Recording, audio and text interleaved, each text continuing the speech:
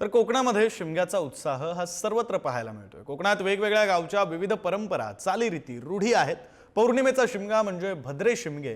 अनेक गावांमध्ये हा भद्रे शिमगे साजरा केला जातो। शिमगा अर्थात होळी उत्सवात होळी उभी करण्याची परंपरा आजही कायम आहे। दोरीचा आधार न घेता सर्व ग्रामस्थ एकजुटीने ही होळी उभी करतात। याचाच आढावा घेतलाय आमचे प्रतिनिधी राजन चव्हाण यांनी।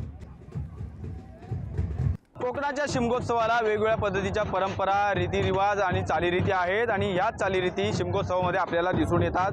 कोकणामध्ये होळी उत्सवाला वेगवेगळ्या परंपरा आहेत आणि याच्या अनोख्या अनेक विविध प्रकारच्या संस्कृती आहेत। त्याचं दर्शन हे कोकणामध्ये आपल्याला शिमगोत्सवामध्ये या ठिकाणी दिसून येतं। गावागावात होळी उभी करण्याचा हा थरार हा आपल्याला या ठिकाणी दिसून येतो। आंब्याच्या झाडाची ही होळी आहे। आपण जर दृश्यातून पाहिलं तर ही उभी करण्याचा हा जो थरार आहे आपल्याला एकंदरीत दिसून येत आहे। संपूर्ण गावकरी असतील ते एकजुटीने ही होळी उभी करताना या ठिकाणी दिसून येत आहे। दोरीची मदत न घेता शेकडो ग्रामस्थ ही आंब्याची होळी या ठिकाणी उभी करत आहेत। कोकणामध्ये आपण जर पाहिलं तर आंब्यासोबतच सुरमाड असेल, पोपळीसह वेगवेगळ्या पद्धतीच्या या होळी उभी करण्याची परंपरा आहे।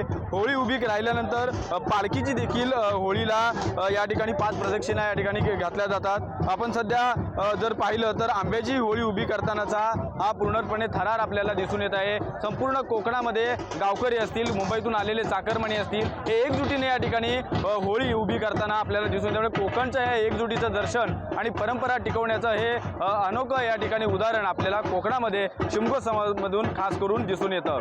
राजन चव्हाण, पुढारी न्यूज, रत्नागिरी।